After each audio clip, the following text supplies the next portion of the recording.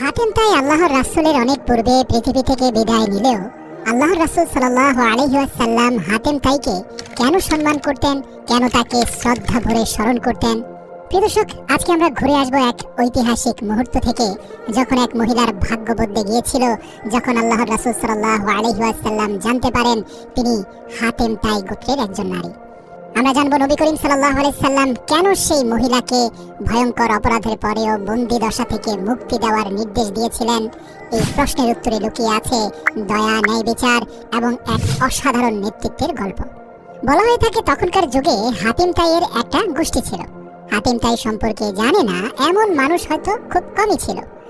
সন্দেহভাজন কিছু যুদ্ধবন্দীকে আল্লাহর রাসূল সাল্লাল্লাহু আলাইহি ওয়াসাল্লামের এলাকা থেকে সাহাবারা আটক করেন।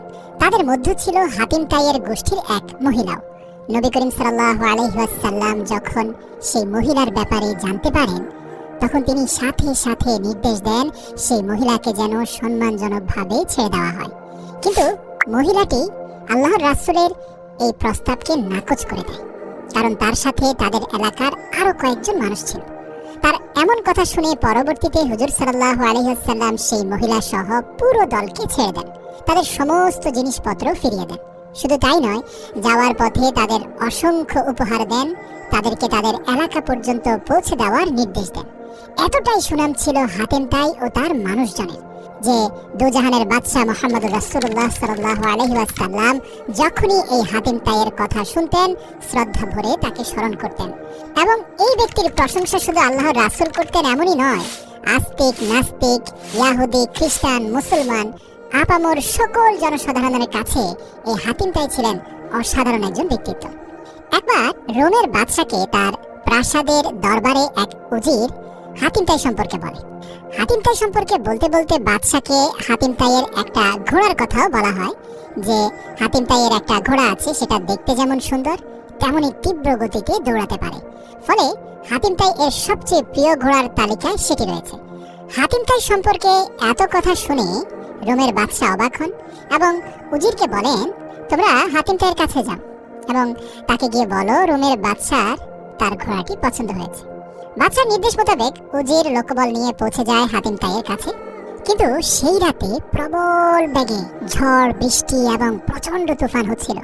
এতটা ভয়াবহ অবস্থা যে কোনো ব্যক্তি তার বাসায় আসা মেহমানকে আপ্যায়ন করবে তো দূরে থাক, বাসায় ঢুকে বসার ব্যবস্থাও করে দিতে পারবে না।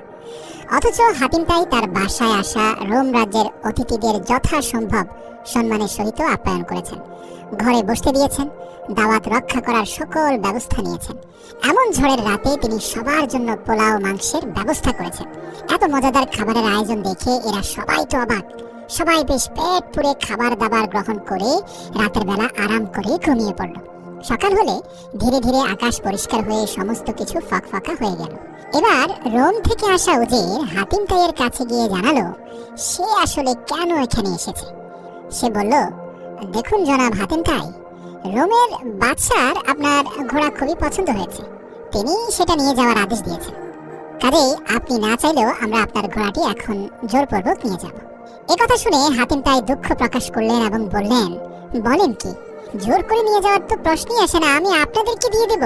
কিন্তু আফসোস হচ্ছে যদি তাই হয়ে থাকে তবে আপনারা আমাকে রাতেই জানালেন না কেন? এখন তো সেই ঘোড়া আর দেওয়া সম্ভব নয়, আমার ঘোড়া তো আর বেঁচে নেই।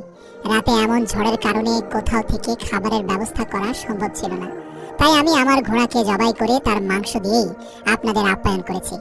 হাতেম তাইয়ের এহেন মেহমানদারির কথা শুনে শুধু উজির ও তার সাথের লোকেরাই অবাক হয়নি, বাদশা জানতে পেরে তিনি নিজেও অবাক হয়েছেন। এদিকে আরেক রাজ্যের বাদশা হাতেম তাই সম্পর্কে এত গুণগান শুনতে শুনতে প্রচন্ড ঈর্ষাপরায়ণ হয়ে উঠলেন, কারণ তার মনে হয়েছে হাতেম তাইয়ের চেয়ে তার সম্মান ও মর্যাদা অনেকাংশে কম, আর হাতেম তাই যতদিন বেঁচে থাকবে ততদিন সে তার প্রাপ্য সম্মান প্রজাদের কাছ থেকে পাবে না। সেজন্য সে এক লোককে ভাড়া করে হাতেম তাইকে হত্যা করার জন্য মোটা অঙ্কের উপহার দিয়েছিল। সেই লোকটিকে বিষাক্ত তীর ও তলোয়ার সহিত পাঠিয়ে দেওয়া হলো হাতেম তাইয়ের লোকালয়ে। ভাড়াকৃত সেই খুনি সেই এলাকায় পৌঁছাতেই সবার আগে তার দেখা হয় অতি সাধারণ চেহারার এক মানুষের সাথে। মানুষটি ভাবলো এই লোক বোধহয় কোনো মুসাফির হবে, তাই তাকে সাথে করে নিয়ে গেল নিজের বাসায় এবং ইচ্ছে মতো তাকে পেট পুরে উত্তম খাবার দ্বারা অতিথি আপ্যায়ন করলো। পরদিন লোকটি ফিরে যেতে চাইলে সে বাধা দিয়ে বলল আরো 2 দিন থাকার জন্য। তার এমন আচরণে খুন করতে আসা লোকটি প্রচুর আবেগে আপ্লুত হয়ে উঠল। তবু তার যে কাজ আছে তা তাকে করতেই হবে। অতিথিপরায়ণ সে লোক মুসাফিরকে জিজ্ঞেস করলো, তোমার কি কাজ আছে, আমাকে বলো, আমি তোমাকে সাহায্য করতে পারি।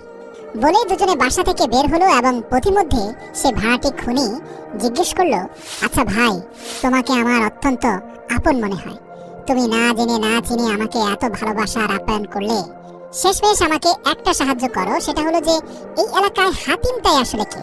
আমি তাকে খুঁজতে এসেছি, কারণ অমুক রাজ্যের বাদশা মোটা অঙ্কের বিনিময়ে আমাকে হাতিম তাইকে হত্যা করতে পাঠিয়েছেন। হত্যা করে হাতিম তাইয়ের মাথা নিয়ে যেতে না পারলে আমি অর্থটা পাবো না। তার এই কথা শুনে মানুষটি বলল, আমি হাতিম তাই, তুমি আমাকে এখানেই হত্যা করো, নয়তো কেউ দেখে নিলে তুমি বিপদে পড়ে যেতে পারো। হাতিম তাইয়ের মুখে এমন কথা শুনে লোকটির লজ্জায় মাথা নুয়ে ফেলল। এরপর তার কাছে থাকা তীর ও তলোয়ারটি দূরে ছুঁড়ে ফেলে দিয়ে হাতিম তাইয়ের পায়ের উপরে পড়ে কাঁদতে শুরু করে দিল। একবার এক হুজুর তার বয়ানে বললেন, এক লোক গিয়েছিল হযরত মুহাম্মদ সাল্লাল্লাহু আলাইহি ওয়াসাল্লামের কাছে মধু চাইতে। মুহাম্মদ সাল্লাল্লাহু আলাইহি সাল্লাম তাকে ওসমান রাদিয়াল্লাহু এর নিকট যাওয়ার নির্দেশ দেন। লোকটি ওসমান রাদিয়াল্লাহু এর কাছে গেলে দেখতে পান সেখানে উটের পিঠে করে বস্তায় করে শস্য আনা নেওয়া করা হচ্ছে। সেই বস্তারই মুখ খুলে গিয়ে কিছু শস্য পড়ে যায়। এতে ওসমান রাদিয়াল্লাহু রেগে যান, তার লোকদের উপরে শস্য নষ্ট হচ্ছে বলে কিছুটা বকাঝকা করেন। এমন দৃশ্য দেখে লোকটি ফিরে যান নবী সাল্লাল্লাহু আলাইহি সাল্লামের কাছে এবং পুনরায় মধুর জন্য অনুরোধ করেন। এইবারও নবীজি তাকে ওসমান রাদিয়াল্লাহু এর কাছে যাওয়ার নির্দেশ দেন। এতে লোকটি উটের পেট থেকে শস্য পড়ে যাওয়ার ঘটনাটি জানায় নবীজিকে। তবুও নবীজি তাকে ওসমান রাদিয়াল্লাহু এর কাছেই যাওয়ার নির্দেশ দেন। অজ্ঞতা না চাওয়া সত্ত্বেও সে ওসমান রাদিয়াল্লাহু এর কাছে গিয়ে মধু চায়। ওসমান রাদিয়াল্লাহু তার লোককে বললেন, মধু দেওয়ার জন্য লোকটি কি কোনো বড় ধরনের পাত্র এনেছে? সে লোকটি বলল, আমি তো পাত্র আনিনি। তখন ওসমান রাদিয়াল্লাহু তার কর্মচারীদেরকে দিয়ে তাকে পুরো পাত্রের মধু দিয়ে দিতে চায়। কিন্তু লোকটি বলে, আমি তো শারীরিকভাবে দুর্বল, আপনার এখানে কম হলেও 15 থেকে 20 কেজির উপরে মধু আছে, এত বড় পাত্র নিতে পারবো না, আর এত বেশি পরিমাণে মধু তো আমার প্রয়োজনও নেই।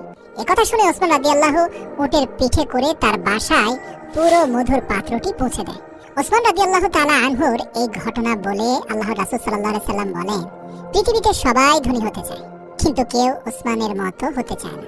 আমরা যদি বুঝতাম আমাদের সকল রিজিক আল্লাহ তাআলা নির্ধারণ করে রেখেছেন, তাহলে নিশ্চয়ই আমরা ওসমান রাদিয়াল্লাহু এর পথে হাঁটতে পারতাম। কিন্তু আমরা তো শয়তানের পাতানো জালে পা দিয়ে ফেলি, তাই আমাদের জীবনটাও কঠিন হয়ে যায়। আমাদের উচিত আল্লাহ তাআলার নির্ধারিত রিজিকের উপর ভরসা করা।